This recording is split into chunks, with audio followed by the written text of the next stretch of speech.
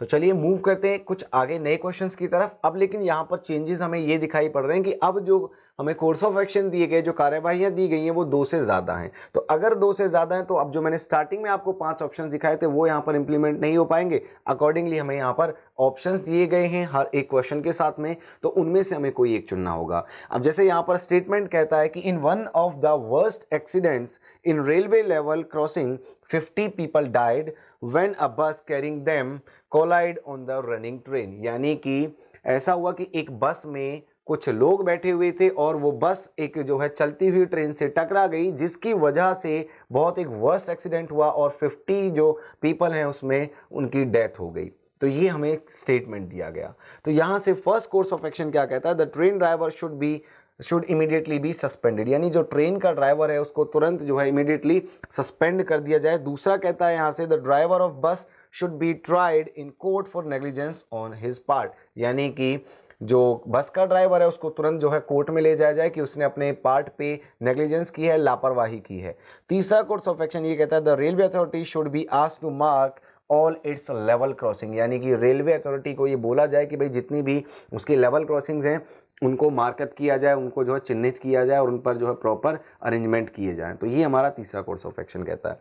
तो यहाँ से देखिए पहला, सबसे पहले हमें देखिए अगर हमें स्टेटमेंट को जाने तो देखो पहला क्या कह रहा है कि ट्रेन ड्राइवर को सस्पेंड कर दीजिए, जो लोको पायलट है उसको सस्पेंड कर दीजिए। लेकिन भैया इस स्टेटमेंट को पढ़ करके क्या हम ये बता सकते हैं सिर्फ इस स्टेटमेंट के बेसिस पर कि इसमें जो गलती थी वो ट्रेन के ड्राइवर की ही थी? हो सकता है वो तो भाई अपना नॉर्मल जा रहा है, बस वाले ने जो है गलती से या मान लीजिए कोशिश की कि उसने ले जा करके वो उस लेवल को उसने देखा ही नहीं, जो वहाँ पर जो क्रॉसिंग थी उसने देखा ही नहीं कि किसी तरफ से ट्रेन आ रही है, उसने सीधा क्रॉस करने की कोशिश की और उससे टकरा गया। तो इसमें ट्रेन ड्राइवर की तो कोई गलती नहीं है, तो फिर उसको क्यों सस्पेंड किया जाए? भाई यहाँ पर देखिए ये हो सकता है कि उसकी गलती हो, लेकिन ये भी तो हो सकता है कि उसकी गलती ना हो। तो पहले क्या किया जाना चाहिए, जांच होनी चाहिए, उसके बाद आप ऐसा डिसीजन ले सकते हैं। लेकिन यहाँ पर सीधा ही कोई जांच या कोई इंस्पेक्शन की बात नहीं की गई, सीधा सस्पेंड करने की बात की गई है, तो इसलिए ये कोर्स ऑफ एक्शन यहाँ से वैलिड नहीं बनेगा। दूसरा क्या कह रहा है कि बस ड्राइवर को जो है कोर्ट में ले जाओ कि उसने अपने पार्ट पे लापरवाही की है। अब देखो स्टेटमेंट के बेसिस पर हम ये भी नहीं कह सकते कि यहाँ पर गलती जो है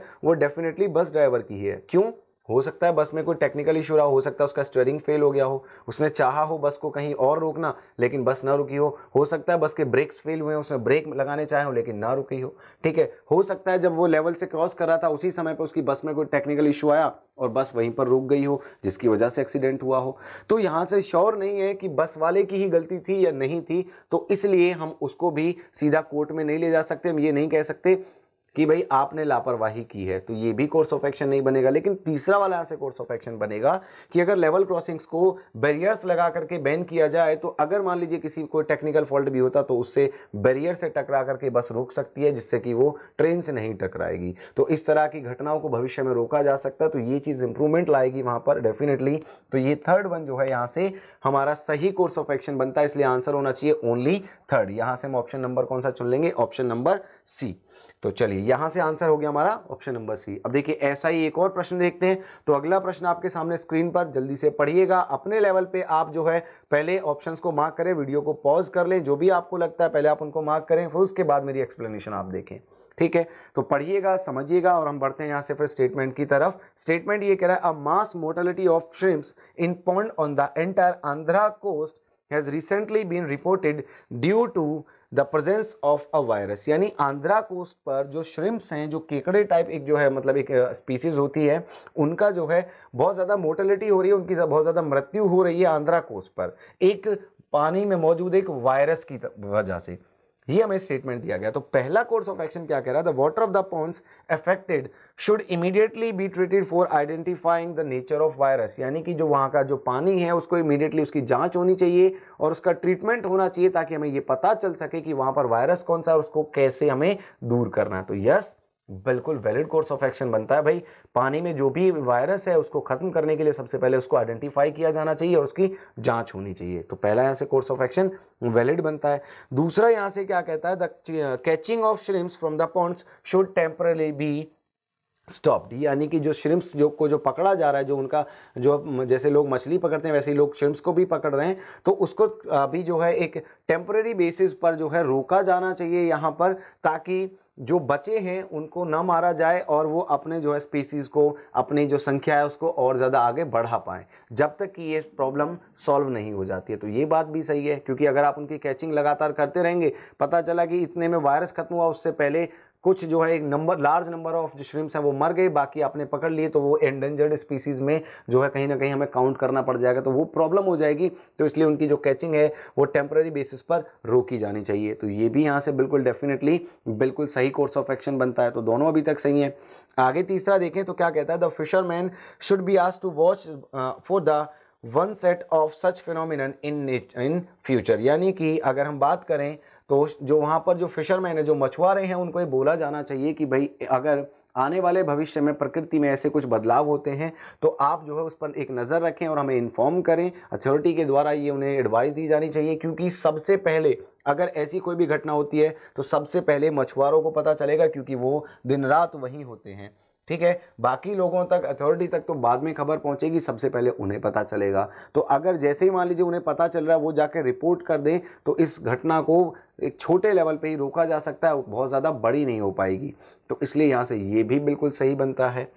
ठीक है, तो यहाँ से हमारे तीनों के तीनों जो यहाँ पर कोर्स ऑफ एक्शन हमें दिए गए थे तो वो बिल्कुल सही थे। तो हमारा आंसर होना चाहिए ऑप्शन नंबर सी, यानी कि ऑल फॉलोज। तो इस तरह के अगर हमें 2 से ज़्यादा कोर्स ऑफ एक्शन भी मिलते हैं तो कोई प्रॉब्लम नहीं है, हम उनको भी सिमिलरली सॉल्व करेंगे और हम आगे बढ़ेंगे अब अगले क्वेश्चन की तरफ। इस क्वेश्चन का जो आंसर है वो हुआ ऑप्शन नंबर सी, यानी कि ऑल फॉलोज।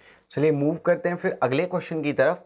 क्वेश्चन में हमें स्टेटमेंट ये दिया गया कि the world will have to feed more than 10 billion people in next century, यानी अगली शताब्दी में अगर हम देखें तो वर्ल्ड की जो जनसंख्या है वो लगभग जो है 10 बिलियन हो जाएगी, and half of them will be in Asia and will eat rice as their staple. कहने का मतलब ये हुआ कि भाई अगली शताब्दी में लगभग 10 बिलियन लोग होंगे संसार में, और जिसमें से आधे यानी कि 5 बिलियन सिर्फ और सिर्फ एशिया में होंगे। यानी एक बहुत बड़ी जनसंख्या सिर्फ और सिर्फ एशिया में रहेगी और खाने के तौर पर चावल खाएगी।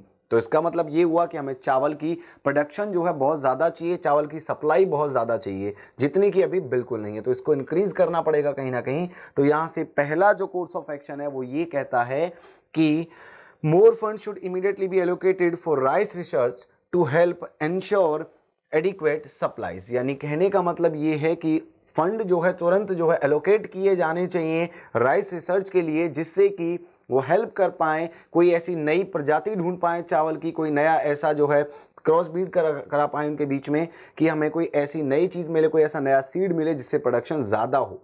तो बिल्कुल ये बिल्कुल डेफिनेटली बिल्कुल यहाँ से हेल्प करने वाली चीज़ है कि अगर हमारी प्रोडक्शन बढ़ जाएगी, क्योंकि देखिए ज़मीन तो बढ़नी है नहीं, ज़मीन तो उतनी रहनी है। तो हमें क्या चाहिए कि कम ज़मीन पर ज़्यादा पैदावार हो सके, इसके लिए हमें नए तरह के बीज की ज़रूरत पड़ेगी, नए सीड्स की ज़रूरत पड़ेगी। तो उसके लिए रिसर्च की ज़रूरत है। तो बिल्कुल तुरंत जो है फंड दिए जाने चाहिए। तो यहाँ से जो पहला है वो यहाँ से बिल्कुल ट्रू बनेगा, यानी वैलिड होगा, फॉलो करेगा।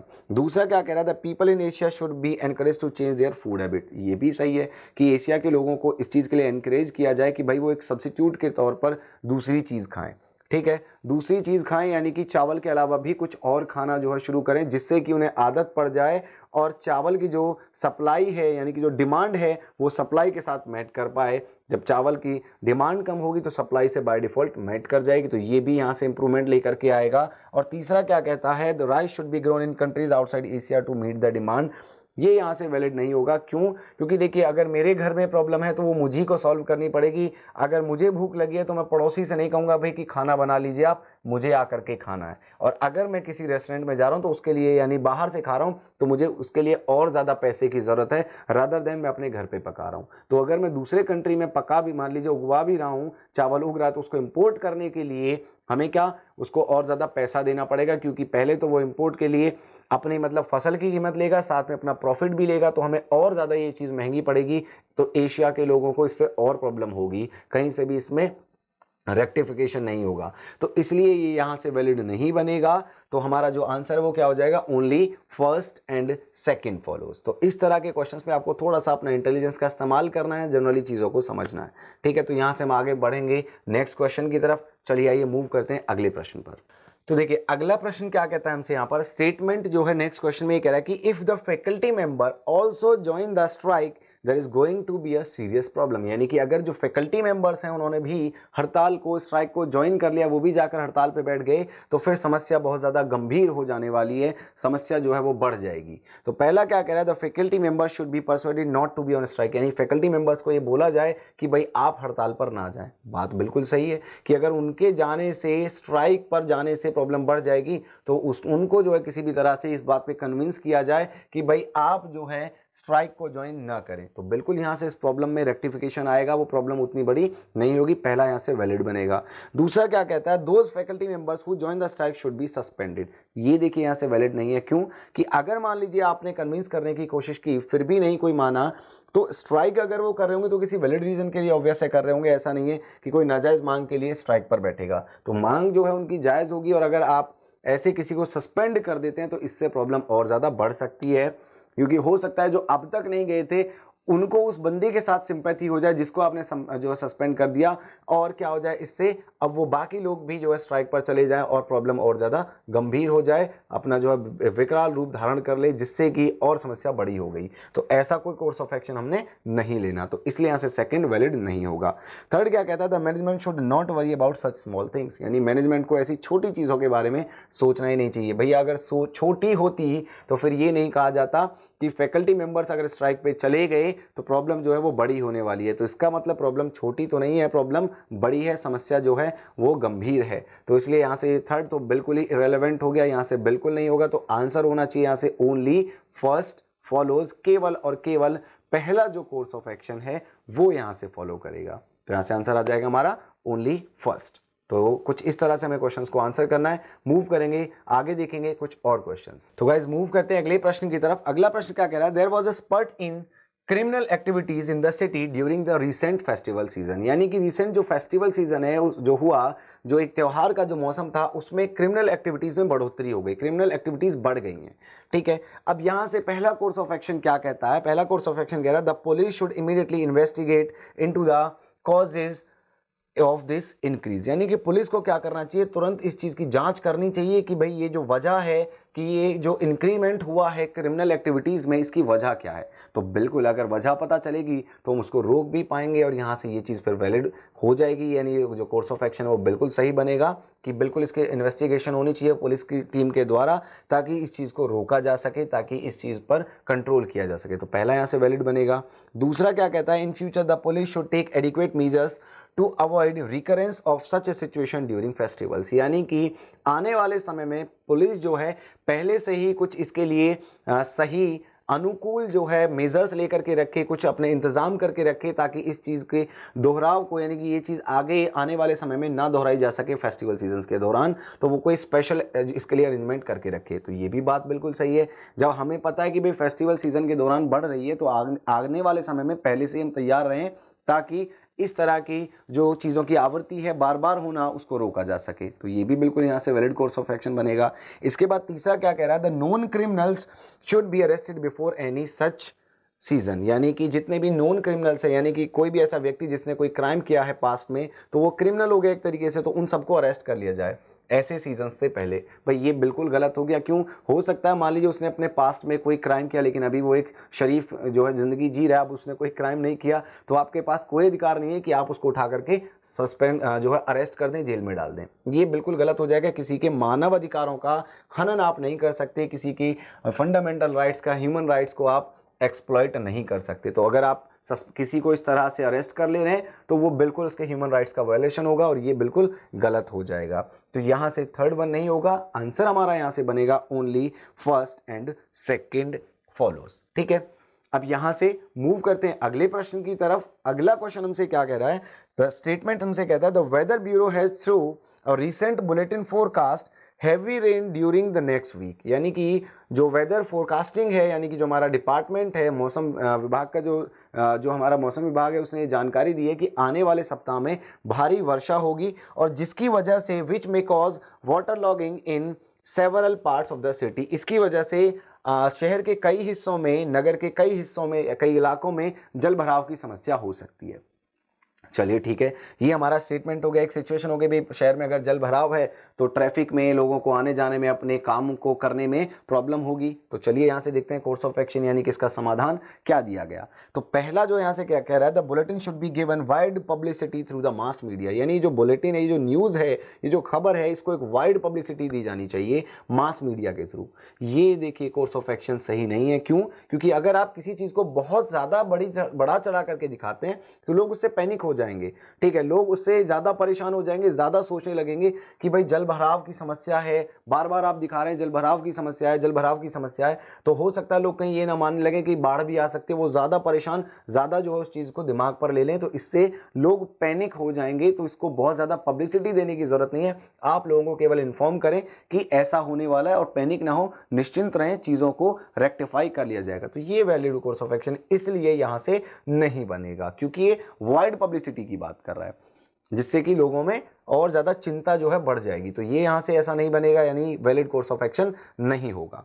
दूसरा क्या कहता है, the civic authority should keep in readiness the pumping system for removal of water from these parts, यानी कि जो अथॉरिटी है, जो सिविक अथॉरिटी है, वो अपने पंपिंग सिस्टम को रेडी रखे, ताकि जहाँ पर भी वाटर लॉगिंग होती है उस लॉगिंग को खत्म करने के लिए, उस जल भराव को खत्म करने के लिए पंप से उसे जो है बाहर फेंका जा सके, उसको बाहर निकाला जा सके। तो अपने उस सिस्टम को वो रेडी रखे।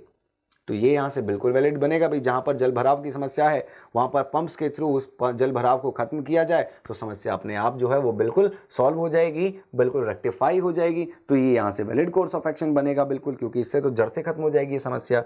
इसके बाद नेक्स्ट क्या कहता है, the people should be advise to stay indoors during the period of rain, यानी लोगों को उस बारिश के समय अंदर, घर के अंदर जो है रहने की सलाह दी जाए। और बिल्कुल सही है, क्योंकि हो सकता है आप घर के बाहर निकले और आप जो है बाइक से या अपने व्हीकल से या पैदल जैसे भी थे आप निकल गए, अब बारिश की वजह से जल भराव है और आप जो है बीच में फंस जाएंगे। तो इससे क्या होगा, प्रॉब्लम हो जाएगी, आपको जो है समस्या हो जाएगी। तो आपको ये सलाह दे दी जाए अगर पहले कि भाई उस दौरान आप घर पे रहें, तो इससे आप बाहर नहीं निकलेंगे और किसी प्रॉब्लम का सामना आपको नहीं करना पड़ेगा इस तरह की। तो ये भी बिल्कुल इंप्रूवमेंट लेकर के आएगा, आपकी समस्याओं को थोड़ा कम कर देगा, उन लोगों की समस्याओं को जो इन पार्ट्स में रहते हैं। तो यहाँ से ये बात भी बिल्कुल सही है, ये भी वैलिड कोर्स ऑफ एक्शन बनेगा।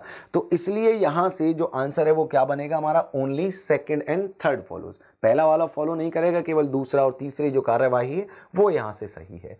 तो इस तरह के क्वेश्चंस पे आपको कुछ ऐसे सोचना है। यहाँ से कुछ और एग्जांपल्स देखेंगे, बढ़ेंगे कुछ और नंबर ऑफ क्वेश्चंस की तरफ। तो चलिए गाइज मूव करते हैं अगले क्वेश्चन की तरफ। स्टेटमेंट हमसे क्या कह रहा है कि drinking water supply to New Bombay has not been supplied till further orders from the Maharashtra Pollution Control Board following pollution of Patal Ganga River caused by discharge of effluent from some chemical industries। कहने का मतलब ये है कि महाराष्ट्र के अंदर जो पाताल Ganga river है वहाँ से न्यू बॉम्बे को जो पानी की सप्लाई होती है उसको अगले आदेश तक रोक दिया गया है, सप्लाई नहीं की जा रही है, क्योंकि जो पोल्यूशन कंट्रोल बोर्ड है उसने पाया कि पानी में जो है कुछ इंडस्ट्रीज़ की तरफ से, यानी कि कुछ उद्योगों की तरफ से जो है केमिकल जो है वो वहाँ पर डिसलॉज किए जा रहे हैं। इसकी वजह से वहाँ पर पॉल्यूशन बढ़ गया है उस पानी में और वो पीने योग्य, इस्तेमाल करने योग्य नहीं रह गया है। तो इसकी वजह से सप्लाई को रोक दिया गया। तो ये हमारा जो स्टेटमेंट है यहाँ पर हमें ये बताता है।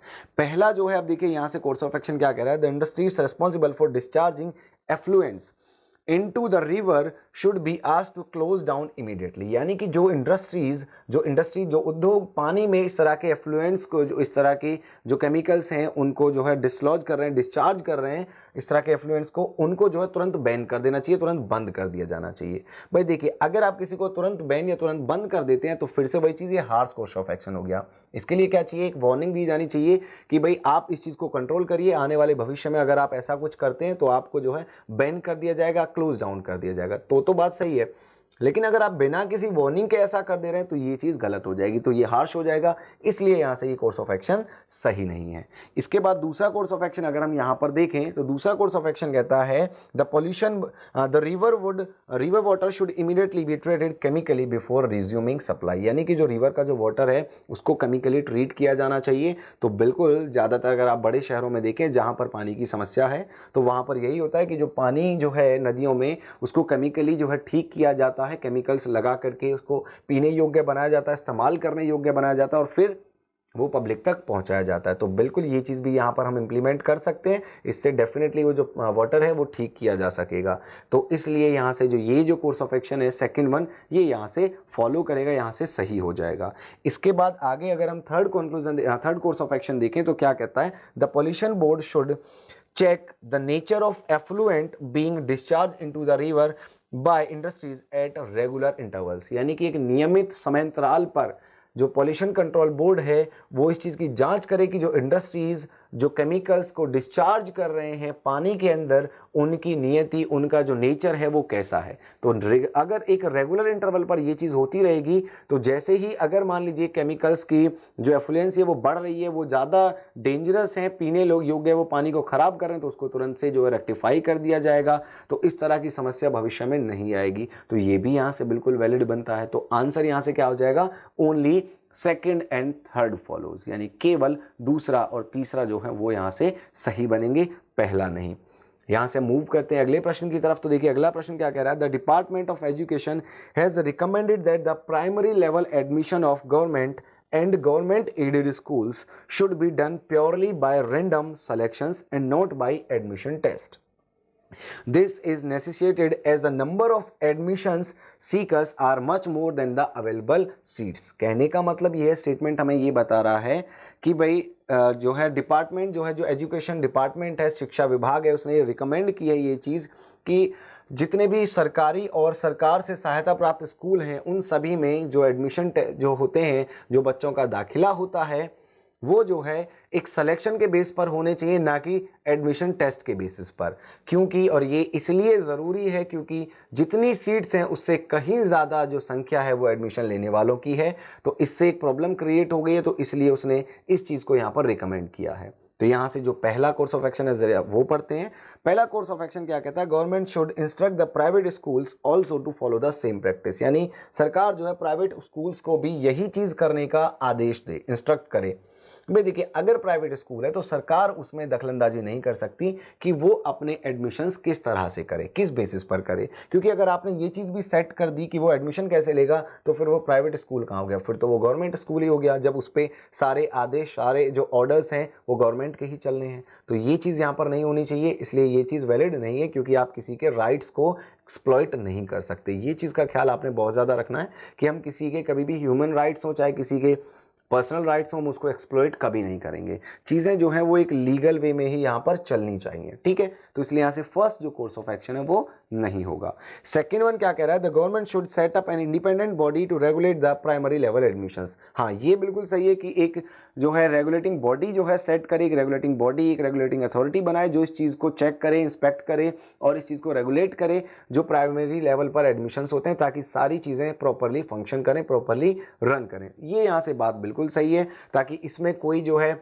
कमी या कोई ढील ना बरती जाए, ये चीज़ प्रॉपरली रन करे। तो इसके लिए आप एक जो है रेगुलेटिंग बॉडी बना सकते हैं, ये बात बिल्कुल सही है। तो यहाँ से सेकंड वन जो है वो फॉलो करेगा।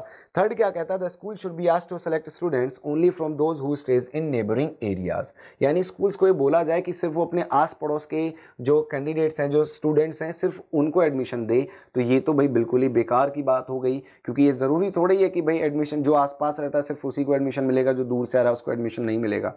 ये तो कोई बात नहीं हुई। तो यहाँ से ये जो है कोर्स ऑफ एक्शन ये भी वैलिड नहीं होगा, ये भी फॉलो नहीं करेगा। तो यहाँ से जो हमारा फाइनल आंसर है वो क्या बनेगा, ओनली सेकंड फॉलोज। तो इस तरह के जब भी आपको क्वेश्चंस मिलते हैं तो आपने कुछ इस अप्रोच के साथ चीज़ें कंसीडर करनी है कि हम किसी के पर्सनल राइट्स को एक्सप्लॉइट नहीं करेंगे, वही चीज़ें करेंगे जो कि सही हैं और जो कि प्रैक्टिकली पॉसिबल है। तो सेकेंड वन यहाँ से बिल्कुल सही था, इसलिए हमारा आंसर हो गया ओनली सेकंड फॉलोज। तो चलिए गाइस बढ़ते हैं एक और क्वेश्चन की तरफ। देखिए अगला प्रश्न हमसे क्या कह रहा है, the vehicular traffic has increase so much in the recent past that it takes at least 2 hours to travel between the city and the airport during peak hours। कहने का मतलब ये है कि पिछले कुछ समय में जो व्हीकुलर ट्रैफिक है वो इतना ज़्यादा बढ़ गया है कि शहर से अगर आप एयरपोर्ट तक जाते हैं तो आपको 2 घंटे लग जाते हैं। मतलब ट्रैफिक की समस्या है। अब यहाँ से पहला कोर्स ऑफ एक्शन क्या कह रहा है कि non airport bound vehicles should not be allowed to ply on the road connecting the city and the airport. कहने का मतलब ये हुआ कि वो व्हीकल्स जो कि एयरपोर्ट के साथ जिनका बॉन्ड नहीं है, उन व्हीकल्स को उस रोड पर जाने ही ना दिया जाए, उनको बैन कर दिया जाए। देखिए ये बिल्कुल भी यहाँ से वैलिड नहीं होगा। क्यों? पहली चीज तो ये कि जो समस्या है, आप किसी को ऐसे रोक नहीं सकते, ठीक है। अगर उसको काम है एयरपोर्ट पे, भले ही मान लीजिए उसका एयरपोर्ट के साथ बॉन्ड नहीं हो सकता है, वो किसी को पिक या ड्रॉप करने जा रहा हो, तो आप उसको रोक नहीं सकते, पहली चीज। दूसरी चीज ये है कि भाई समस्या जो है हमें सिर्फ पीक आवर्स में है। पीक आवर्स का मतलब जैसे जब लोग ज़्यादा फ्लाइट जिस समय होती है, लोग जिस समय ऑफिस आ रहे हैं या जा रहे हैं, ये हमारे पीक आवर्स माने जाते हैं ट्रैफिक के। उस समय प्रॉब्लम है। आपने ये क्या करा है कि उन सभी को बंद ही कर दिया जाए, मतलब किसी भी समय ना जाने दिया जाए। तो ये क्या बात हुई भाई, समस्या में सिर्फ मान लीजिए सुबह में 4 घंटे या 3 घंटे थी, शाम को थी, लेकिन आपने पूरे 24 घंटे ही बैन कर दिया। तो ये तो कहीं से भी जस्टिफाइड जो है कोर्स ऑफ एक्शन नहीं है, ठीक है। यानी आप इस चीज़ को अवॉइड कर सकते थे, आप इससे कम पे सोल्यूशन बना सकते थे, लेकिन आपने सीधा एकदम जो है एक्सट्रीम लेवल पे ले जाके बैन कर दिया। तो ये कोई कोर्स ऑफ एक्शन नहीं हुआ, कोई स्मार्ट डिसीजन नहीं हुआ, तो इसलिए यहाँ से ये वैलिड नहीं होगा।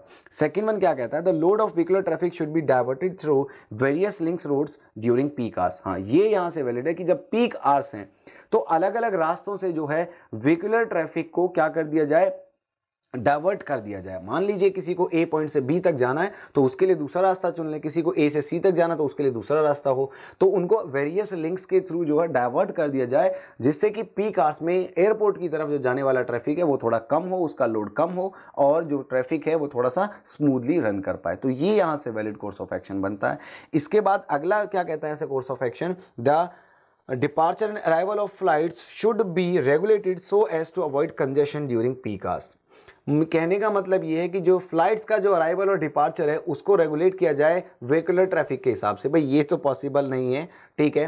क्यों? क्योंकि भाई वो ऑलरेडी अपना जो एयर ट्रैफिक है उसके अकॉर्डिंग चल रहे हैं। अगर आप साथ में मर्ज कर दें व्हीकुलर ट्रैफिक को तो फिर तो भाई बड़ी समस्या हो जाएगी, फिर तो बहुत ज़्यादा कॉम्प्लिकेटेड हो जाएंगी चीज़ें, जो कि प्रैक्टिकली पॉसिबल नहीं है। तो यहाँ से ये भी जो है वैलिड कोर्स ऑफ एक्शन नहीं बनता। तो आंसर जो है हमारा फाइनली बनेगा ओनली सेकेंड इज करेक्ट, या ओनली सेकंड फॉलो, यानी केवल दूसरा कोर्स ऑफ एक्शन सही है। तो ये हमारा जो यहाँ से फाइनल आंसर बन जाएगा। तो जब भी आपको इस तरह के क्वेश्चन मिले तो कुछ इस तरह से चीज़ों को कंसीडर कीजिएगा, समझिएगा और आंसर करिएगा।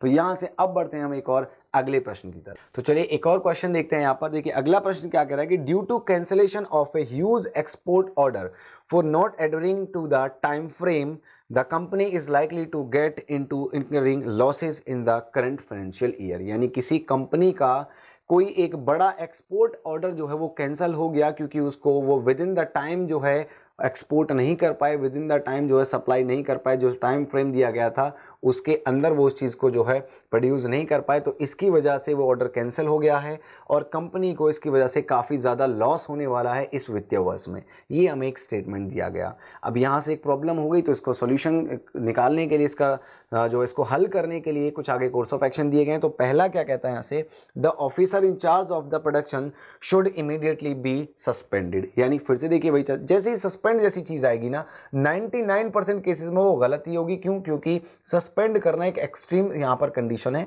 उसको हम बहुत ही रेयर, बहुत ही एक्सट्रीम सिचुएशन में चुनेंगे।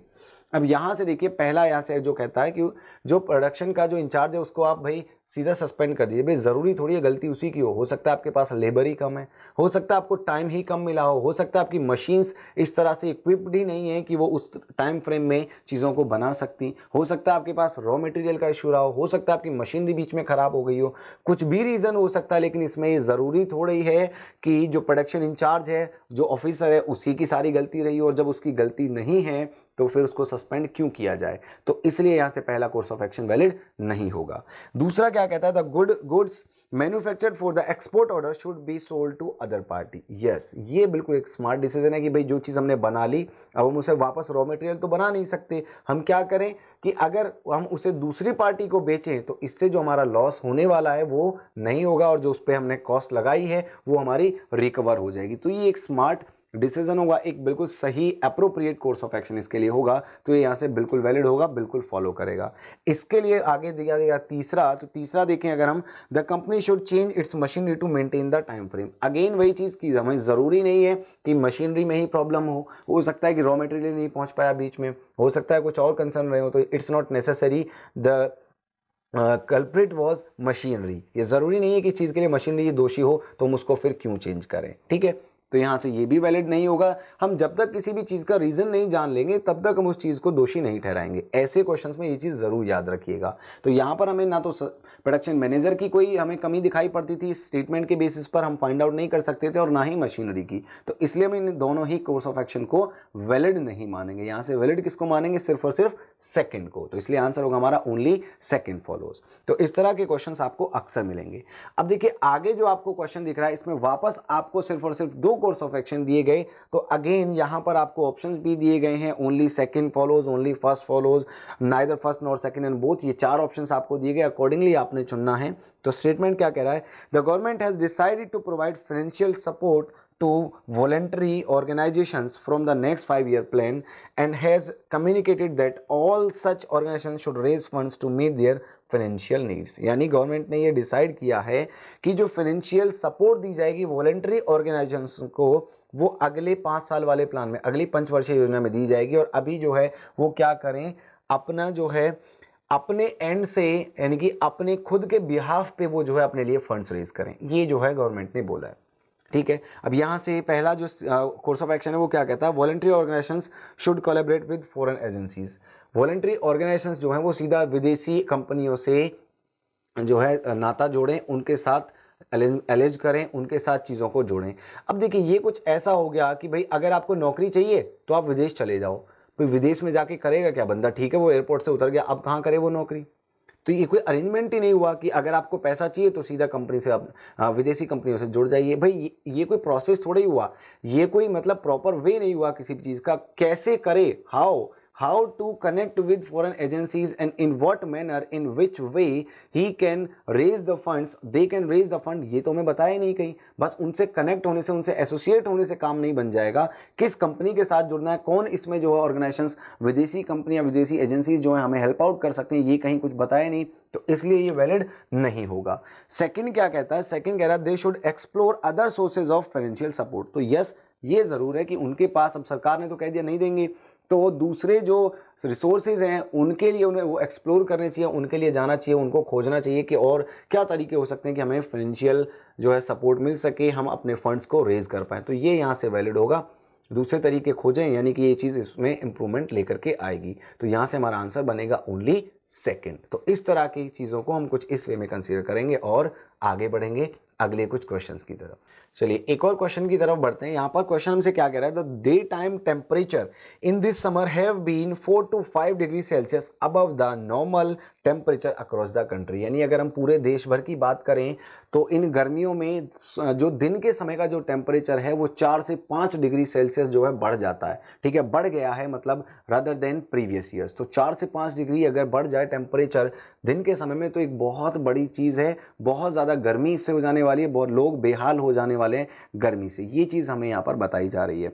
ठीक है, तो यहाँ से पहला कोर्स ऑफ एक्शन क्या कह रहा है कि the government machinery should be put on high alert and provide with necessary equipments to prevent any untoward incidents. यानी कहने का मतलब ये है कि गवर्नमेंट जो है सारी चीज़ों को हाई अलर्ट पे रखे। मान लीजिए अगर कोई गर्मी से बेहाल है, वो बीमार है, तो उसके लिए जो इक्विपमेंट्स चाहिए, उसके लिए जो दवाइयाँ चाहिए, जो भी उसको रिलीफ दे सके, उन चीज़ों को वो हाई अलर्ट पे रखे, उन चीज़ों के लिए रेडीनेस रहे।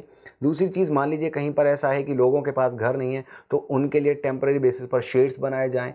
ठीक है, टेम्परेरी बेसिस पर पानी की जगह जगह व्यवस्था की जाए। ठीक है, इन चीज़ों के लिए रेडीनेस रखनी चाहिए, इन चीज़ों को हाई अलर्ट पे रखा जाए। तो यस, ये बिल्कुल वैलिड होगा, कंडीशन में इंप्रूवमेंट लेकर के आएगा। दूसरा क्या कहता है?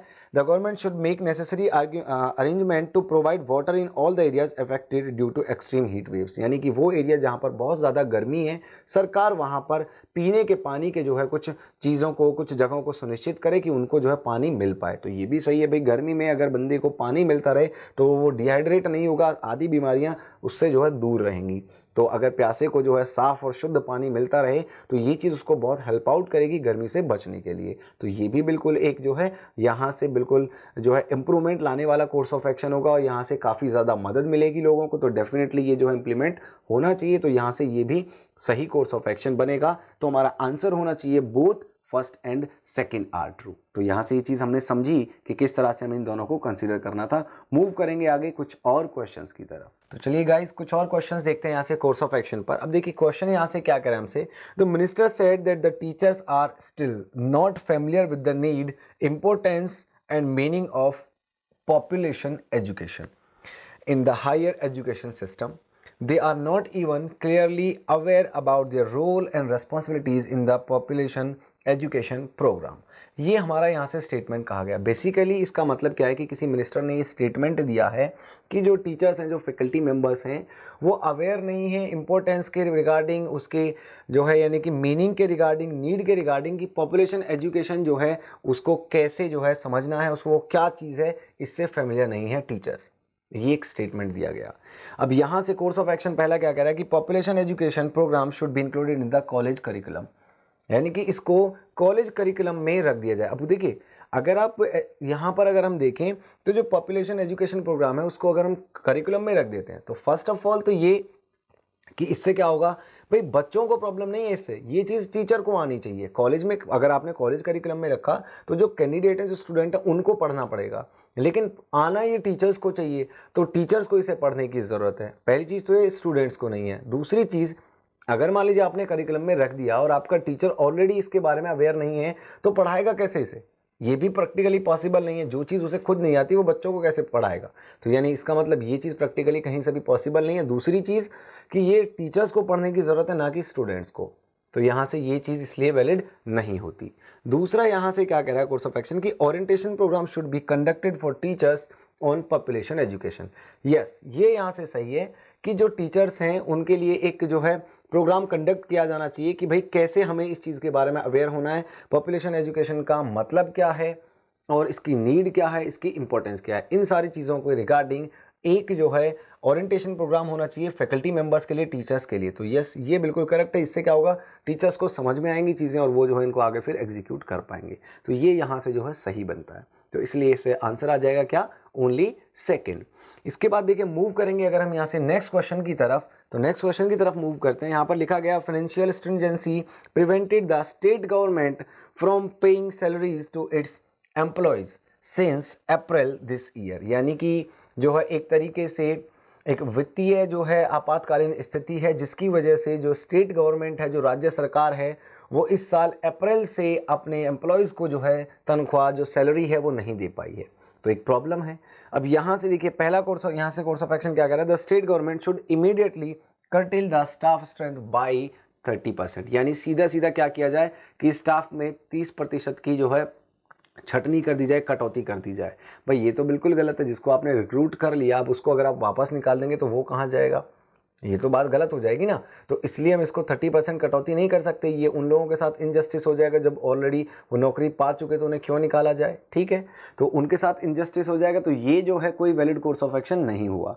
अब इसके बाद दूसरा क्या कह रहा है, the state government should reduce wasteful expenditure and arrange to pay the salaries of it employees. बिल्कुल, ये यहाँ से बिल्कुल इंप्रूवमेंट वाला है और बिल्कुल जेन्युइन और जस्टिफाइड कोर्स ऑफ एक्शन है कि जितनी भी वेस्टफुल जो है चीज़ों पर एक्सपेंडिचर हो रहा है, मान लीजिए किसी भी चीज़ पर जो है एडिशनली हम खर्चा कर रहे हैं, तो उस चीज़ को कम किया जाए और जो एम्प्लॉयज़ हैं उनकी सैलरीज निकाली जाए, उनको जो है सैलरी दी जाए। तो ये यहाँ से बिल्कुल सही कोर्स ऑफ एक्शन बनता है। तो ये यहाँ से आंसर क्या आ जाएगा, ओनली सेकेंड।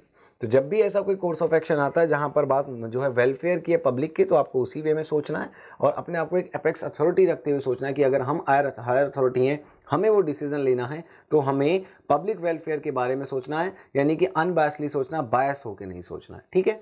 तो इस तरह के कोर्स ऑफ एक्शंस को हम कुछ ऐसे कंसीडर करेंगे। इसके बाद अगर हम मूव करें नेक्स्ट क्वेश्चन की तरफ, तो नेक्स्ट क्वेश्चन यहाँ से कहता है, one of the problem facing the food processing industry to its irregular supply of raw material. कहने का मतलब ये है कि जो फूड प्रोसेसिंग जो इंडस्ट्री है, उसमें जो सबसे मेन प्रॉब्लम है वो ये है कि उसको रॉ मटेरियल जो है वो समय से जो है उपलब्ध नहीं हो पा रहा है। उसके पीछे उसने रीज़न भी बताया यहाँ पर, the producers of raw material are not getting a reasonable price. यानी कि जो लोग रॉ मटेरियल प्रोड्यूस करते हैं, चाहे वो किसान हो या कोई दूसरा व्यक्ति है, उसको जो है सही रीजनेबल प्राइस उसका नहीं मिल रहा, तो इस वजह से उसकी सप्लाई प्रॉपरली नहीं हो पा रही है फूड इंडस्ट्री को। तो अब यहाँ से देखिए एक प्रॉब्लम है, तो इस प्रॉब्लम के लिए दो कोर्स ऑफ एक्शन हमें दिए गए हैं। तो पहला जो यहाँ से सॉल्यूशन है, जो पहला जो यहाँ से जो हल दिया है, कोर्स ऑफ एक्शन दिया है, वो क्या कहता है यहाँ से, पहला कह रहा है कि the government should regulate the supply of raw material to other industries also.